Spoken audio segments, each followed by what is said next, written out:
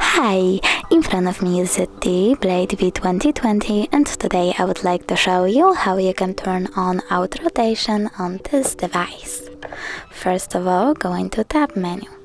Now find auto rotate icon and click on it. As you can see, auto rotation is now turned on. You can see that because the icon is blue now. You can also go into device settings, click display, scroll all the way down and tap on the switcher next to auto rotate screen until it will turn blue as well. That means that auto rotation is turned on, but you can always check it out by simply turning your device.